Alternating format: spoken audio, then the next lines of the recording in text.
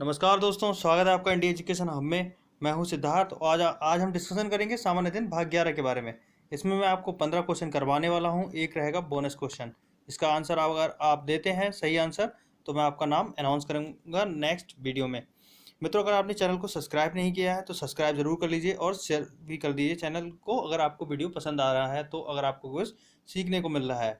चलिए स्टार्ट करते हैं आज का वीडियो। पहला क्वेश्चन है, भारतीय रिजर्व बैंक की स्थापना कब करी गई थी? या रिजर्व बैंक की स्थापना कब करी गई थी? ऑप्शन है 1 अप्रैल 1935, 1 जुलाई 1935, 1 अप्रैल 1934, 1 जुलाई 1936। तो इसका सही उत्तर आपको पता ही होगा, 1 अप्रैल 1935 को भारतीय रिजर्व बैंक की स्थापना करी गई थी। रिजर्व बैंक भारत का केंद्रीय बैंक है। एक क्वेश्चन यहाँ से भी बन जाता है, भारत का केंद्रीय बैंक कौन सा है? तो आपको उत्तर लगाना होगा रिजर्व बैंक ऑफ इंडिया, भारतीय रिजर्व बैंक। 1935 में करी गई थी। इसका मुख्यालय है मुंबई में। मुंबई में इसका मुख्यालय हो जाता है। अगले प्रश्न की तरफ चलते हैं। प्रश्न नंबर 2, बक्सर का युद्ध कब हुआ था? बक्सर का युद्ध कब हुआ था? ऑप्शन आपके पास अवेलेबल हैं 1765 में, 1764 में, 1768 में या 1763 में। तो इसका सही उत्तर हो जाता है 1764 में। बक्सर का युद्ध 1764 में लड़ा गया था। प्रश्न नंबर 3 है, गगन नारंग किस खेल से संबंधित है? गगन नारंग किस खेल से संबंधित है? देखिए, गगन नारंग का आपने नाम इतना ज़्यादा सुना नहीं होगा। गगन नारंग ओलंपियन रह चुके हैं और उन्हें रजत मेडल मिला है उसी खेल में जिसे वो खेलते हैं। रजत मेडल जिसे हम बोलते हैं सिल्वर मेडल मिला है किसमें? ऑप्शन हैं टेनिस, निशानेबाजी, गोल्फ और बैडमिंटन। तो इसका सही उत्तर हो जाता है निशानेबाजी। नारंग है वो निशानेबाजी से खेल से संबंध रखते हैं और उन्हें ओलंपिक में गोल्ड मेडल, रजत मेडल भी मिला था, माफ कीजिएगा रजत मेडल भी मिला था। इसीलिए ये इंपॉर्टेंट हो जाता है क्योंकि ओलंपिक में मेडल लेना बहुत ही महत्वपूर्ण रहता है, बहुत ही कठिन रहता है। प्रश्न नंबर 4 है, सुब्रतो कप किस खेल से संबंधित है? सुब्रतो कप किस खेल से मतलब रखता है, संबंध रखता है? ऑप्शन है फुटबॉल, हॉकी, बैडमिंटन या फिर टेनिस। तो इसका सही उत्तर हो जाता है फुटबॉल। सुब्रतो कप आपका फुटबॉल से संबंध रखता है। प्रश्न नंबर 5 है, भारत में श्वेत क्रांति के जनक कौन थे? श्वेत क्रांति से तात्पर्य है आपका मिल्क प्रोडक्शन से या दुग्ध उत्पादन से। देखिए, दूध होता है सफ़ेद, ऐसे आप रिलेट कर सकते हैं सफ़ेद। तो ये इसके जो क्रांति ही थी दुग्ध क्रांति से या दुग्ध उत्पादन से संबंधित, उसे हम श्वेत क्रांति बोल सकते हैं। उसके जनक कौन थे भारत में? ऑप्शंस हैं doctor Verghese Kurien, doctor M S Swaminathan, उपयुक्त दोनों या इनमें से कोई नहीं। तो इसका सही उत्तर है option A, doctor Verghese Kurien श्वेत क्रांति के जनक है। भारत के श्वेत क्रांति के जनक ने माना जाता है। डॉक्टर एम एस स्वामीनाथन है भारत के हरित क्रांति के जनक। हरित क्रांति के जनक डॉक्टर एम एस स्वामीनाथन को माना जाता है। अगला प्रश्न है प्रश्न नंबर 6, प्रधानमंत्री बनने के लिए न्यूनतम आयु कितनी होनी चाहिए? ऑप्शन है 30 वर्ष, 25 वर्ष, 35 वर्ष या 40 वर्ष। तो इसका सही उत्तर है 25 वर्ष। प्रधानमंत्री बनने के लिए आपकी न्यूनतम आयु 25 वर्ष होना चाहिए। 25 वर्ष का तो व्यक्ति होना ही चाहिए, उससे अधिक हो सकता है लेकिन 25 वर्ष से कम ना हो। अगला प्रश्न है प्रश्न नंबर 7, राज्यसभा के सदस्यों का कार्यकाल कितना होता है? इंपॉर्टेंट क्वेश्चन है और ऑप्शन है 5 वर्ष, 6 वर्ष, 7 वर्ष या 4 वर्ष। तो इसका सही उत्तर है 6 वर्ष। यही एक ऐसा है जिसका 6 वर्ष कार्यकाल होता है, इसीलिए इंपॉर्टेंट हो जाता है। राज्यसभा भारत का स्थायी सदन है। स्थायी सदन अगर पूछा जाए क्वेश्चन पेपर में कि अगर भारत का स्थायी सदन कौन सा है तो आपको बताना है राज्यसभा। भारत का अपर सदन, उच्च सदन कौन सा है तो राज्यसभा हो जाएगा।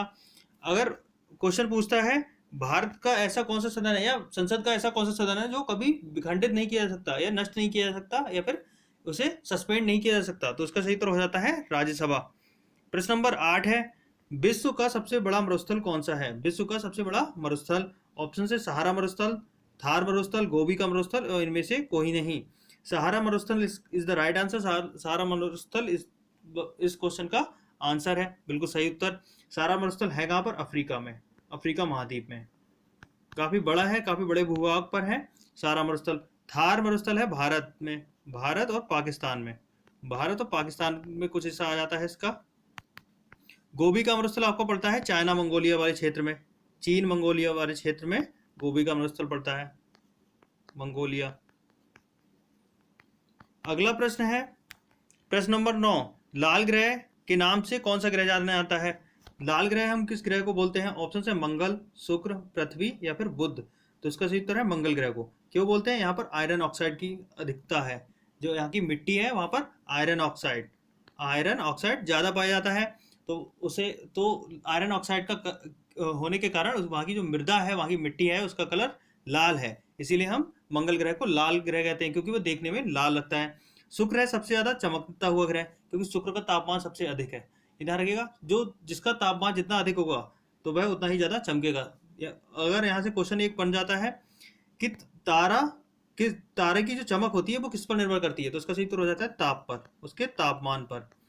शुक्र ग्रह का तापमान सबसे अधिक रहता है। शुक्र ग्रह को हम भोर का तारा, सांझ का तारा और सुबह का तारा भी बोलते हैं।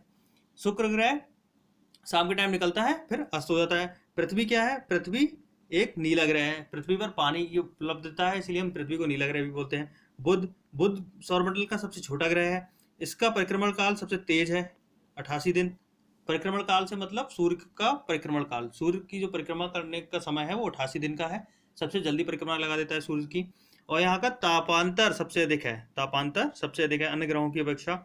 प्रश्न नंबर 10 है, पंचवर्षीय योजना कब प्रारंभ करी गई थी? ऑप्शन है 1951 में, 1952 में, 1953, 1954। तो इसका सही उत्तर है 1951 में। प्रथम पंचवर्षीय योजना 1951 में शुरू की गई थी। अगला प्रश्न है, पोंगल किस राज्य का चर्चित पर्व है? पोंगल किस राज्य का चर्चित पर्व है? ऑप्शन है तमिलनाडु, केरल, कर्नाटक, आंध्र प्रदेश। तो इसका सही उत्तर है तमिलनाडु। पोंगल तमिलनाडु का राज्य का चर्चित पर्व है। देखिए, जो पुराने पर्व हैं या फिर जो पर्व हैं जिस स्टेट में मनाए जाते हैं, जैसे असम का हो गया बिहू और पोंगल हो गया, और इसी तरह के जो पर्व होते हैं वो आपको याद कर लेनी चाहिए, क्योंकि एग्जाम में काफ़ी ज़्यादा पूछे जाते हैं। प्रश्न नंबर 12 है, बद्रीनाथ और केदारनाथ नामक धार्मिक स्थल किस राज्य में स्थित है? तो ऑप्शन है उत्तर प्रदेश, उत्तराखंड, सिक्किम, हिमाचल प्रदेश। इसका सही उत्तर है उत्तराखंड में। केदारनाथ और बद्रीनाथ उत्तराखंड में स्थित है। प्रश्न नंबर 13 है, भारत का राष्ट्रीय पशु कौन सा है? भारत का राष्ट्रीय पशु कौन सा है? ऑप्शन है शेर, चीता, बाघ, तेंदुआ। काफी कंफ्यूजिंग ऑप्शन है। किसी बुक में आपने शेर देखा होगा, किसी में चीता, किसी में बाघ। तो इसका सही उत्तर हो जाता है बाघ। भारत का राष्ट्रीय पशु बाघ है। भारत का राष्ट्रीय पशु कौन है? बाघ, ना कि शेर या चीता। चीता को हम टाइगर बोलते हैं, और शेर लायन भी नहीं है, इंडियन टाइगर है। बाघ और चीता, इनमें बहुत ही माइनर डिफरेंस होते हैं, इनका बनावट का आकार अलग अलग होता है। लेकिन अगर राष्ट्रीय पशु की बात करें या फिर एनसीईआरटी बेसिस पर, एनसीईआरटी के हिसाब से मैं आंसर बताऊं तो बाघ इसका सही आंसर होगा। प्रश्न नंबर 14 है, निम्नलिखित में से असंगत को चुनिए। ऑप्शन है रिकी पॉन्टिंग, ऑस्ट्रेलिया।